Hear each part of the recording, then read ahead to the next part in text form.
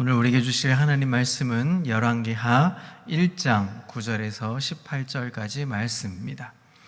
구약성경 열왕기하 1장 9절에서 18절까지 말씀입니다. 9절부터 17절 제가 읽고 마지막 18절을 합독하겠습니다.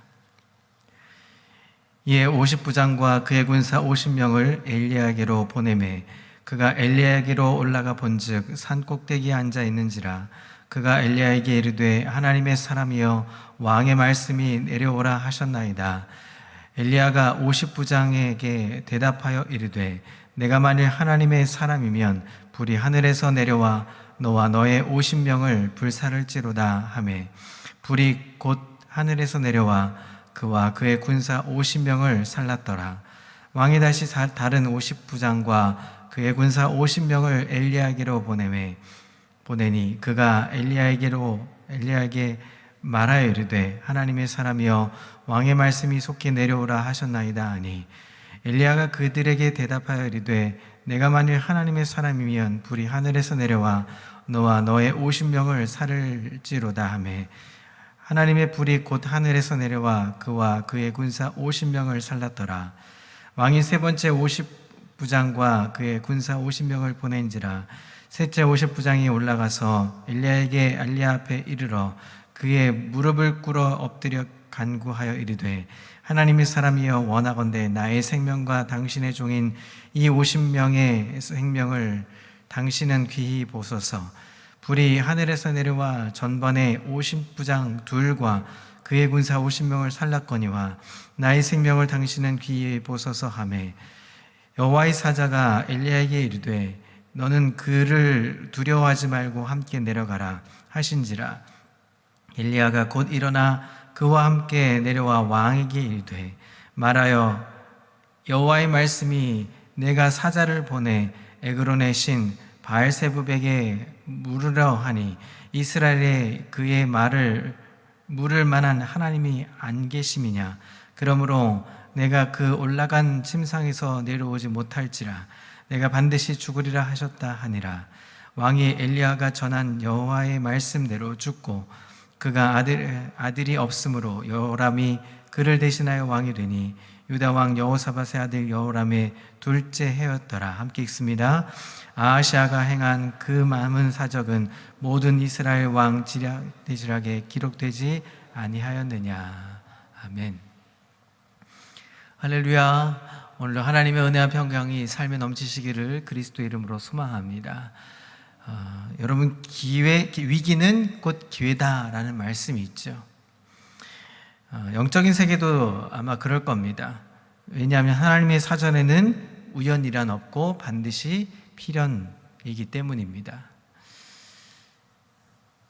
어제와 오늘 이어서 아하시아 왕에 대한 일대기를 좀 보려고 합니다. 여러분 기회는 누구나 주어지는 상황이죠. 누구에게든 기회는 균등히 주어집니다. 열왕기하 1장 1절 오늘 본문의 1절 말씀에 아합이 죽은 뒤에 모압이 이스라엘에게 반역했다라고 말합니다. 아합이 전쟁에서 죽었다는 소식을 듣자 조공을 바치던 이 고분고분했던 모압이 이제 불순종하게 되죠. 더 이상 조공을 바치지 않게 됩니다. 그런데 이것은 아하시아의 첫 번째 추락에 불과했습니다. 두 번째는 어땠습니까? 2절에 보니까 아하시아가 사마리아에 있는 그의 다락방 난간에서 떨어져 다쳤다라고 말하죠. 이 상하궁이라고 불려졌던 이 다락방 난간에서 떨어졌다는 것은 굉장히 크게 다쳤다는 이야기입니다. 아하시아 왕이 죄에 물들어 있었을 때 인생의 구덩이에 빠져 있는 모습을 보여줍니다. 자, 그런데 그것이 절대로 우연이 아니라 하나님이 이렇게 몰아가신 상황이었던 것입니다.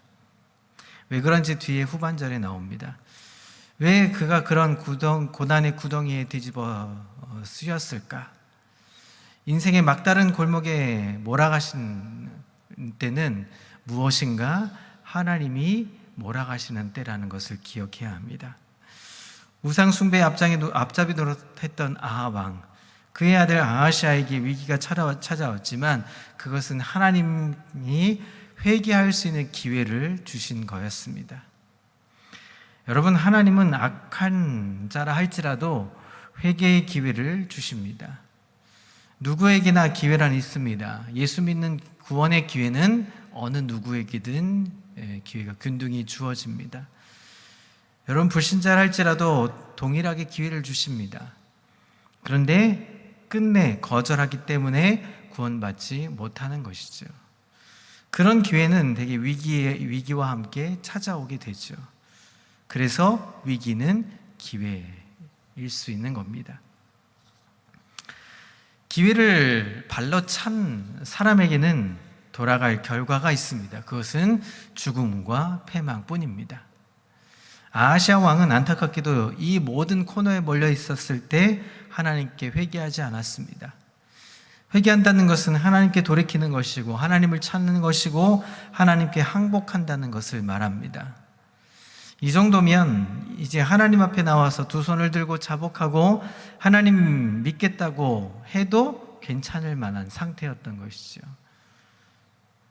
그런데 하나님을 찾지 않고 오히려 죄에 더 빠져서 우상에게 달려가는 모습을 봅니다. 자신의 병이 들었을 때 어떻게 합니까? 나를 건져달라고 요청해야 할 만한 상황이 되었을 때도 하나님은 아하시아는 그렇게 하지 않았던 것이죠. 2절에 보니까 에그론의 신 바알세붑에게 달려가서 이 병을 낫겠는지 물어보라고 요청합니다. 에그론은 블레셋 땅의 지명입니다. 또 바알세붑은 이 관주 성경에 보면 파리들의 주, 파리들의 왕이란 의미를 갖고 있습니다. 그러니까 바알세붑은 파리만도 못한 그런 우상이었던 것이죠. 하나님과 견줄만한 우상도 아니었던 것입니다. 아하시아 왕은 결국 엘리야의 선지자로부터 준엄한 예언을 받고 심판을 받게 되죠. 여러분, 기도라는 것은 꼭 우리가 필요할 때 요청하는 것만이 기도가 아닙니다. 기도는 하나님을 찾는 것이고 하나님께 돌아오라는 하나님의 이 준엄한 사인입니다. 내가 하나님께 항복한다는 의미를 갖고 있는 것이 바로 기도이죠. 내 신앙심이 좀 떨어져 있을 때 우리 하나님은 나의 신앙심을 올리실 작정으로 기도의 제목을 주신다 하는 것입니다. 여러분, 새벽 제단을 쌓는 이유가 무엇입니까? 물론 하나님의 기뻐함으로 달려오는 분들도 계실 겁니다. 그러나 사실 대부분은 기도의 제목이 있어서 무엇인가 하나님께 매달리고 싶은 마음이 있기 때문에, 그런 제목이 있기 때문에 우리는 기도하는 것입니다. 보통 우리는 하나님을 찾아와서 기도하면 주님을 부르죠. 결국 그 고난에 나중에 해결해 주시는 분이 누구십니까? 하나님이십니다. 우리가 새벽 제단을 잡고 하나님께 기도의 제목을 가지고 기도하는 것은 하나님과 더 가까이 가기 위한 작업이라는 것입니다. 여러분, 기도해서 하나님 응답받는 것도 중요하지만 응답받는 것보다 더 중요한 것은 하나님과 더 가까이 가고 있다는 사실을 우리가 알아야 하는 것이죠. 이런 효과를 위해서 하나님께서는 지금 우리에게 이 방법을 아주 많이 쓰시곤 합니다. 기도의 제목이 많다는 것은 그만큼 하나님과 더 가까이 갈 기회가 많아졌다는 것입니다. 하나님께서 우리에게 주시는 놀라운 은혜를 더 가까이 하기 위한 하나님의 방법이라는 것입니다. 그래서 여러분, 위기는 기회인 것입니다. 그 기회를 아하시아는 붙잡지 못했던 것이죠. 모압이 반역을 일으켰을 때도 기회였을 겁니다. 그가 어떠한 질병이 놓여있고 어떠한 위기가 찾아왔을 때 그것은 기회였던 것이죠. 그러나 그 기회를 결국은 잡지 못합니다. 왕에게 엘리야는 똑같은 말을 반복해서 오늘 본문에도 16절과 17절에 똑같이 반복하죠. 바알세붑에게 물으려 하는 것이 결국 하나님이 안 계신 것이냐, 그렇다면 나에게 왜 찾아왔는지 그 이유를 물어보는 것이죠. 결국은 2년 만에 아하시아는 죽게 됩니다. 여러분, 기회를 붙잡아 겸손하게 엎드려 회개할 때 하나님은 구원과 축복을 허락해 주시는 것입니다. 회개 안 하는 게 그리 큰 문제가 되는가? 기도 안 하는 게 뭐 그렇게 대단한 죄인가? 그렇게 생각할지는 모르지만 하나님이 회개하라고, 하나님을 찾고 기도하라고 이렇게 몰아가실 때는 반드시 하나님께 나아가야 하는 것입니다. 여러분, 기도의 제목이 있으십니까? 그러면 하나님은 분명히 하나님과 가까이 하기 원해서 그 제목을 주신 것입니다. 그래서 무엇을 해야 합니까? 기도해야 하는 것이죠. 하나님께 매달려야 하는 것입니다. 하나님을 찾지 않는 것은 반드시 뭔가 굉장한 잘못이 있다는 것이죠. 이것이 바로 다름 아닌 죄라는 것입니다. 엘리야로부터 하나님의 선언을 들은 아하시아는 어떻게 합니까? 50부장 그리고 그에 딸리는 50명의 병사들을 데리고 가서 물어보라고 요청을 합니다. 아마도 이제는 하나님의 사람인 엘리야를 강제로라도 연행해 와서 안수기도를 받든지 병을 치료하기 위해서 도움을 얻든지 그렇게 판단했을 겁니다. 자신이 믿었던 우상에게 찾아갔더니 결국 그 병이 낫질 않죠. 이제는 조금 깨닫고 하나님을 찾기 시작한 것 같아 보입니다. 우상에게 물어보려고 했다가 차단당하자 하나님의 사람을 찾았던 것이죠. 자, 그런데 문제는 이번에는 찾아갔긴 했는데 태도의 문제가 있었습니다. 기도의 자세가 문제였죠. 아하시아 왕은 50부장과 50명을 데리고 엘리야 선지자에게 보냈습니다. 당시에 50부장은 왕궁의 친위 부장 역할을 했던 꽤 높은 자리에 있던 사람들이었습니다. 엘리야는 산꼭대기에 앉아 있었습니다. 그들은 가서 소리쳐 왕의 말을 전합니다. 어명이요, 하나님의 사람께서는 내려오시오. 이런 말인 거죠. 이때 엘리야 선지자가 말합니다. 내가 하나님의 사람이라면 불이 하늘에서 내려와 너와 부하 50명을 모두 태울 것이다. 그 말이 떨어지자 하늘에서 불이 내려옵니다. 50부장과 50명이 한순간에 불타 없어집니다. 아하시아는 두 번째도 다시 한번 보냅니다. 50부장과 50명의 사람을 보냈지만 똑같은 상황이 벌어졌죠. 그들은 단지 아하시아 왕의 심부름을 받았을 부하였습니다. 심부름만 따라 했을 뿐입니다. 두 차례에 걸쳐서 102명의 사람들이 한 번에 일순간에 죽임을 당합니다. 이 사건을 통해서 다음 세대 사람들에게 아주 중요한 교훈을 내포해 주고 있습니다. 첫 번째, 50부장이 산꼭대기에 올라가서 엘리야에게 내려오라고 말했을 때 그 자세는 어땠냐? 원문을 들여다보면, 원문을 지역하면 이런 겁니다. Come down, 내려와. 당신 지금 내려와서 내 왕의 명령을 받으시오. 이런 자세였던 겁니다. 만약 따르지 않으면 군사들을 동원해서, 이 50명의 군사들을 동원해서 붙잡아 끌어내릴 작정이었던 것입니다. 지금 왕은 절박한 순간이었습니다. 죽을 수밖에 없는 상황. 자신이 믿었던 그 파리의 신, 그 왕, 그 신도 거절했던 것처럼 보였던 겁니다. 그래서 하나님의 사람이라고 생각했던 그 사람이 요청했을 때의 자세가 어떠했습니까? 고압적인 자세였습니다. 평소에 왕은 엘리야 선지자와 그리 좋은 관계가 되지 않았을 겁니다. 도와달라고 간청했을 때 고압적인 태도는 이런 자에 거절된다는 것을 오늘 성경은 보여주고 있는 것입니다. 두 번 다 하늘에서 불이 내려와서 2명의 50부장과 100명의 부하를 그냥 잃었습니다. 자, 그런데 세 번째 다시 보냅니다. 똑같은 상황이었죠. 50부장과 50명의 사람을 보냈습니다. 그런데 이번에는 50부장의 태도는 완전히 달랐습니다. 왕이 세 번째로 또 다른 50부장에게 부하 50명을 딸려 보냈습니다. 그 세 번째 50부장 올라가서 엘리야 앞에 어땠습니까? 무릎을 꿇고 간청합니다. 하나님의 사람께서는 우리의 청을 물리치지 말아 주십시오. 나의 목숨과 이 어른의 종인들이 이 50명의 사람의 목숨을 귀히 여겨 주십시오. 바짝 엎드려서 절박하게 애원하고 있습니다. 주어진 기회를 붙잡을 줄 아는 아주 지혜로운 장교였던 것이죠. 이 50부장은 왕의 명령을 앞선 50명의 50부장들과는 다른 모습을 보였던 것입니다. 이 순간 하나님께서 자신을 용납해 주시지 않으면 자기도 지금 죽을 수밖에 없다는 것을 알고 있었기 때문입니다.